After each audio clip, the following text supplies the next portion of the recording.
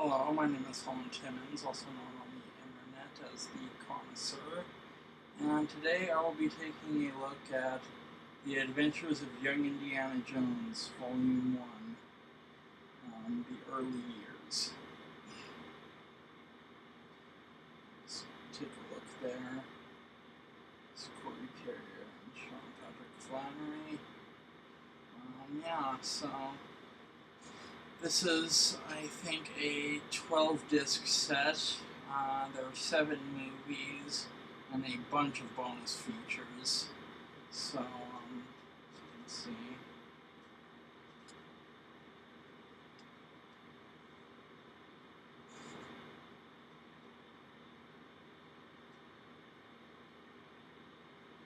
I'll put it away for a moment.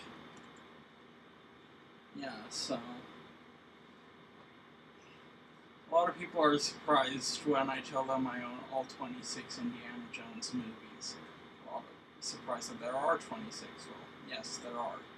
They're all cut together by George Lucas, and the first of these is My First Adventure, starring Corey Carrier. It introduces us to baby Indiana Jones being born in the year 1899.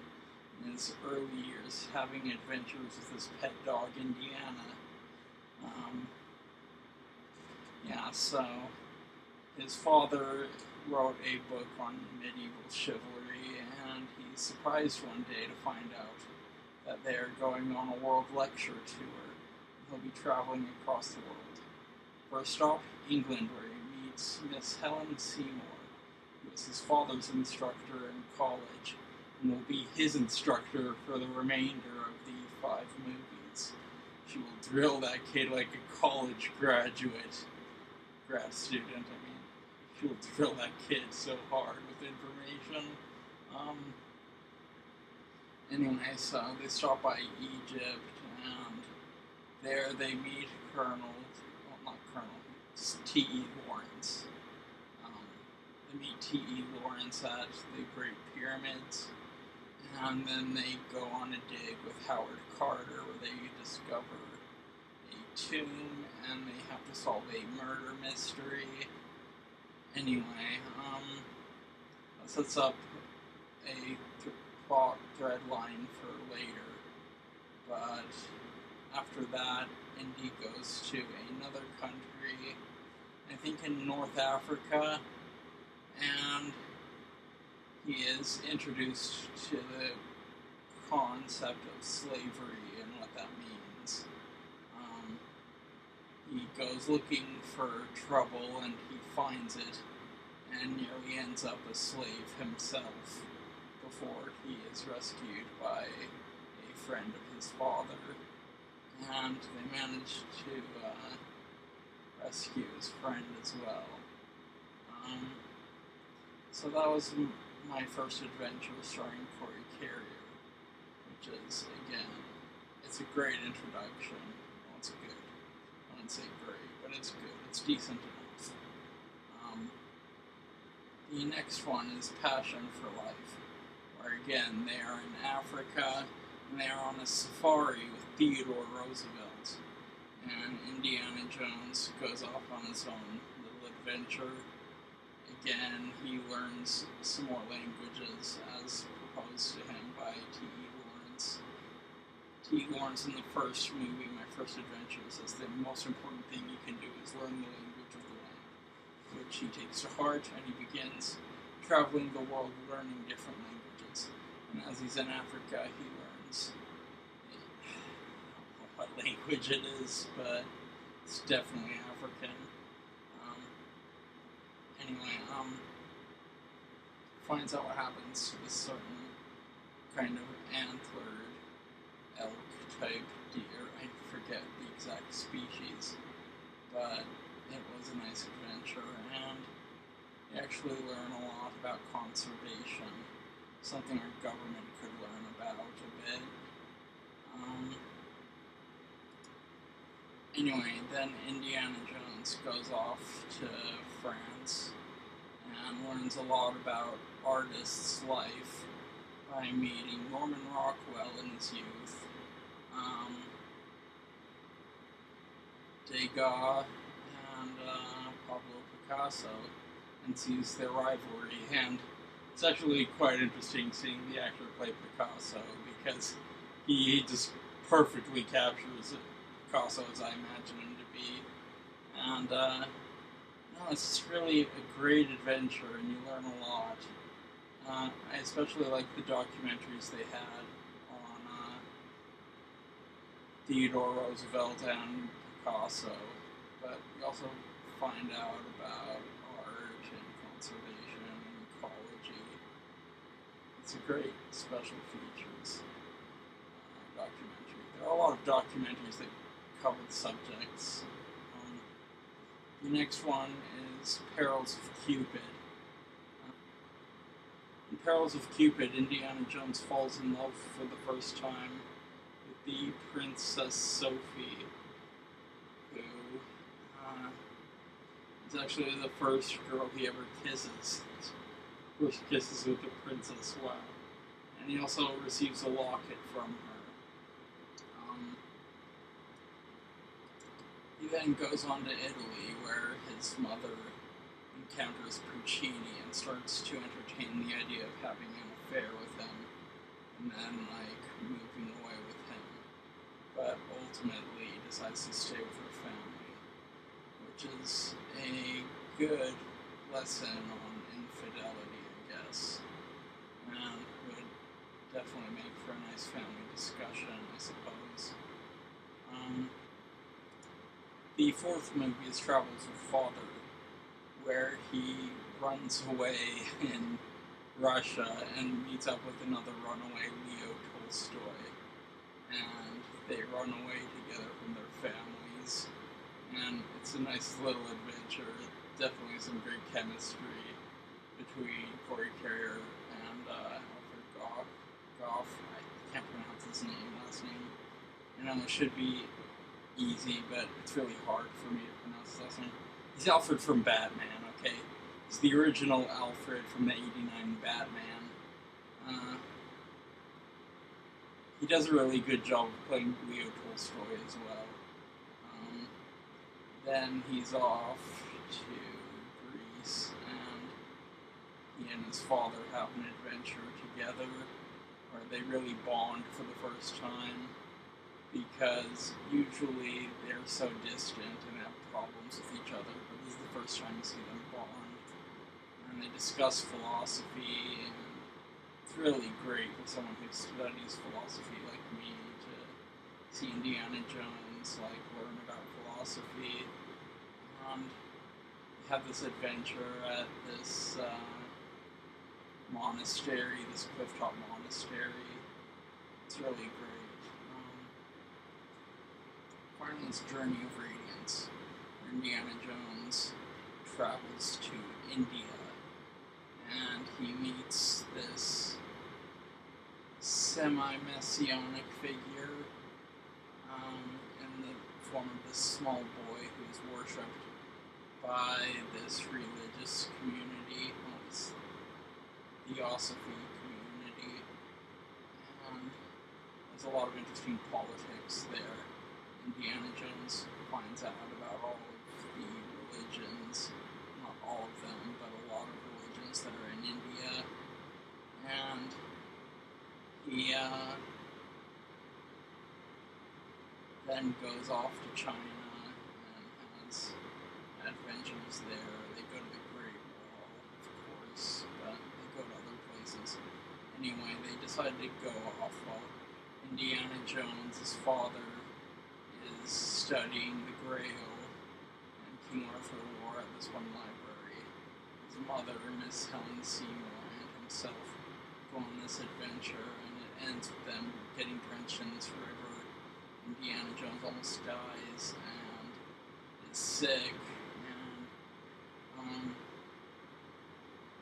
and he gets to the point where he needs acupuncture to save his life, while they try and fetch a Western doctor as well. So it ends with a Thanksgiving type dinner thing.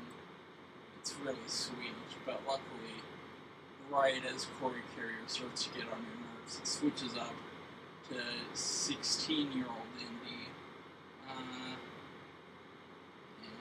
Sean Patrick Flannery's performance. You might know Sean Patrick Flannery from the Boondock Saints. Well, I think he got his big break here with young Indiana Jones. I talked to him about it. According to him, young Indiana Jones is the best job he's ever had in his life, which is pretty cool considering just how much he's played Indiana Jones. He's played Indiana Jones more than any other actor has, including Harrison Ford and Corey Carrier. So, more than both of them combined, actually. Anyway, it starts with Spring Break Adventure, where it starts off with him in high school, and he's trying to get this car fixed, and he goes to Thomas Edison's workshop to get a certain battery for the car. I believe it's a battery, I might be wrong. Anyway, so there's like German spies and espionage and chases. It's really great. Finally, it culminates in a car chase and an arrest, which is cool. Then, during spring break, he goes off to, I believe it's New Mexico, where he goes off with his cousin to, ends up in Mexico, and he is essentially kidnapped by Pancho Villa, and he starts riding with his men against the current Mexican regime at the time. He gets, he meets his friend Remy, and he finally finds this one person that killed a friend of his in My First Adventure, and he manages to get a relic that he has been looking for ever since My First Adventure. And then he decides that the Mexican Revolution is not his fight, but rather going off to war in World War I is the best course of action for both him and Remy. So they make a pact to go off to war together. They meet up. So and the last movie is Love Sweet Song, where he is on a boat to Ireland. This gets in some interesting adventures. Like, he gets into a fight over a guy's sister. He's dating like two women at once because he's indie. He gets interesting introductions to theater. What I loved about the theater part was that, you know, the playwright he meets wants to write about real stuff. And while he appreciates stuff like Charlie Chaplin and admits, like, cinema is genius, the thing about theater is that it's live, which makes it dangerous, as he puts it. And I totally agree with that. Theater is dangerous because it's live. Anyway, so there's like this revolution type thing, not a full-fledged revolution, but like a mini revolution, where this, I want to say it's the IRA, I'm not sure, but they take over a post office and they're fighting the government, and Indiana Jones, Remy, and the sisters and everybody are hiding out while bullets are flying everywhere. It's pretty crazy. Then finally, he goes off to England, where he meets Helen Seymour once more, and he joins up with the Belgian army, and he actually lies about his name when he didn't need to. I won't spoil what his name is here, but I recommend watching it because it's such a great series of movies with really great documentaries. meets up with this girl that's played by Elizabeth Hurley in one of her early roles, and they begin this romance and learn about women's suffrage, and then he goes off to war. Great way to end Volume 1, Yearly Years. Great series. I totally recommend this. It's interesting how it came about. Actually, it was due to Indiana Jones and the Last Crusade. In the beginning of that movie, there's a sequence with 13-year-old Indy, played by River Phoenix. You get to learn how Sean Patrick Flannery got that scar, how Harrison Ford got that scar all the way to adulthood.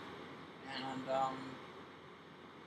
yeah, actually the sequence was so profound and effective that Harrison Ford and Steven Spielberg were pestering George Lucas, asking him what Indiana Jones was like as a young man, and like asking him to tell them.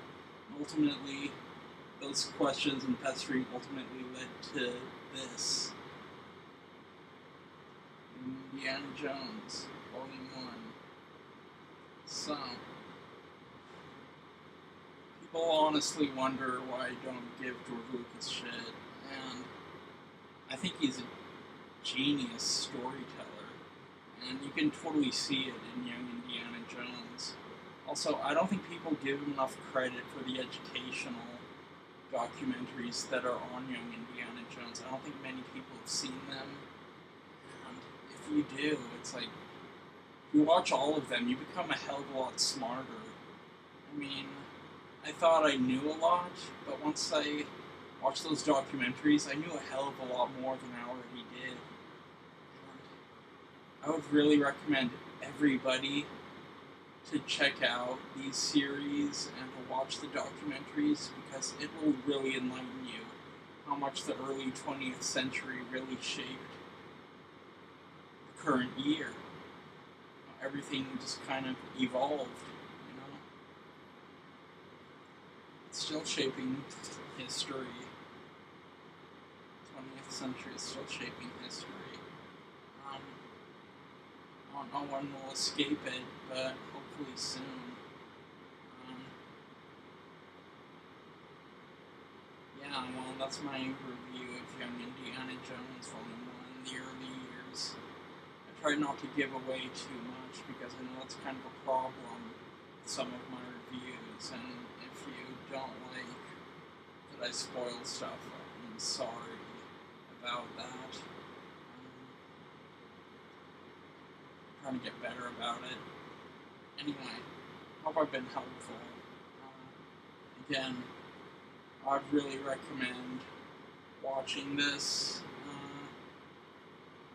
If you like educational material, if you're a teacher and you want to excite your students, I totally recommend Young Indiana Jones.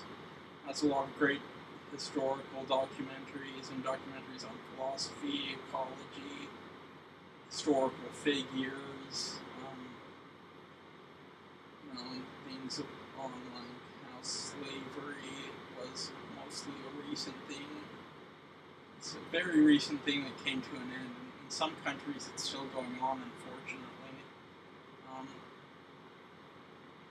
But talks about a lot of these subjects that still matter. So again, if you're interested in learning about a lot of this stuff or teaching this stuff, this is a great tool. I would really recommend this. As you can see, I got Sean Patrick Flannery to sign mine. Yeah, he's a great guy. I would totally love to work with him at some point. Right now I'm just trying to get my first project off the ground. That will be coming up in a future video, my first project, but I will see you guys later. If you like, please subscribe. Alright?